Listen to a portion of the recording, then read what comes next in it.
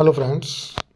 तो आज हम एग्ज़ाम की दृष्टि से बहुत ही महत्वपूर्ण क्वेश्चन हैं जो हम लेकर के आए हैं।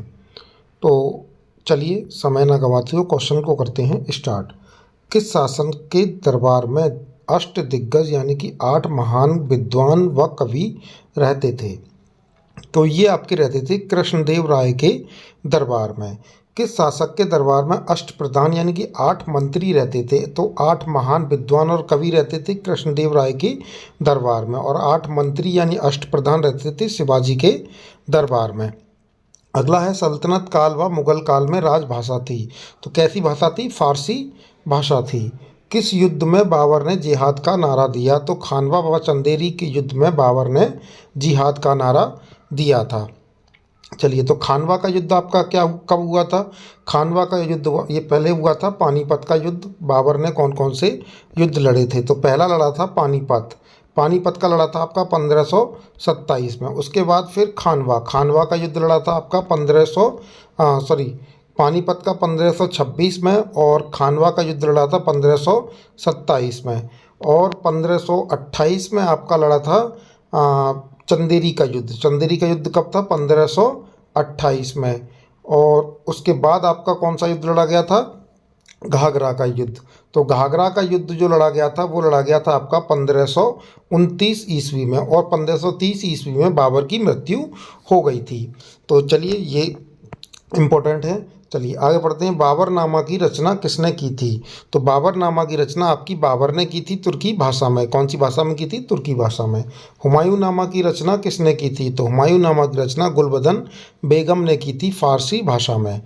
चलिए, अकबरनामा की रचना किसने की थी? तो अब्बुल फजल ने इसकी रचना की थी अकबरनामा की, और कौन सी भाषा में? फारसी भाषा में। इसके बाद है आपका तुझके जहांगीर की रचना किसने की थी? तो तुझके जहांगीर की रचना आपकी जहांगीर ने की थी, और इसको आप फारसी भाषा में किया गया था। चलिए अगला है बहादुर शाह के आक्रमण के समय चित्तौड़ की रानी कर्णवती ने राखी भेजकर सहायता मांगी थी। तो किससे सहायता मांगी थी? मांगी थी हुमायूं से। किस शासक ने अपनी जान बचाने की एवज में निजाम नामक भिश्ती को एक दिन का बादशाह बनाया था? तो ये बनाया था हुमायूं ने। निजाम भिश्ती ने चमड़े के सिक्के चलाए थे, यानी कि चमड़े के सिक्के किसने चलाए थे? निजाम भिश्ती ने। इसी को एक दिन का बादशाह बनाया गया था। चलिए अगला क्वेश्चन है, मुगल बादशाह जो ज्योतिष में अधिक विश्वास के कारण सप्ताह में अलग अलग रंग की पोशाक पहनता था, तो ये कौन पहनता था? हुमायूं पहनता था। चलिए इसके बाद चलते हैं आगे। आगे वाला क्वेश्चन है आपका, सर्वप्रथम रुपया नामक सिक्का चलाया था? तो ये चलाया था शेरशाह सूरी ने। सड़क ए आजम यानी grand trunk road GT road का निर्माण किसने करवाया था? शेरशाह सूरी ने। शेरशाह सूरी का मकबरा स्थित है, ये आपका सासाराम जो बिहार में स्थित है। चलिए अगला है, अकबर की अंतिम विजय थी। अकबर ने कौन सी अंतिम विजय थी? असीरगढ़ की विजय, जो उसने 1601 ईस्वी में जीती थी। अकबर द्वारा जारी मजहर का प्रारूप तैयार किया गया शेख मुबारक ने। किसने? शेख मुबारक ने। दीन ए इलाही को स्वीकार करने वाला एकमात्र हिंदू कौन था? बीरबल। दीन ए इलाही को स्वीकार करने वाला। चलिए, दीन इलाही को अकबर की मूर्खता का प्रतीक बताया किसने? बताया बिसेंट स्मिथ ने। किसने? Besant Smith. अकबर ने जगत गुरु की उपाधि दी। अकबर ने जगत गुरु की उपाधि किसको दी थी? जैन आचार्य हरिविजय सूरी को। किसको? जैन आचार्य हरिविजय सूरी। अकबर ने युग प्रदान की उपाधि दी थी जैन आचार्य जिनचंद्र सूरी को। किसको? जिनचंद्र सूरी। चलिए अगला है, न्याय की जंजीर 30 गज लंबी व 60 घंटियाँ किसने लगवाई थी? जहांगीर ने आगरा के किले में। प्रशासन हेतु 12 घोषणाएं आईने जहांगीरी प्रकाशित करवाई। किसने करवाई? जहांगीर ने।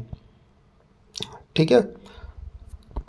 इसके बाद है आपका, अभिवादन के सिजदा व पैबोस्त प्रथा समाप्त कर चहार तस्लीम प्रथा शुरू की। तो ये की थी आपकी शाहजहां ने।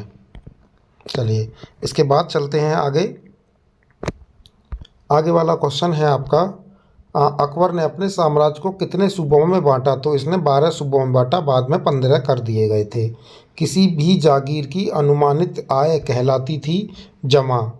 किसी भी जागीर से वास्तविक रूप से प्राप्त आय कहलाती थी हासिल।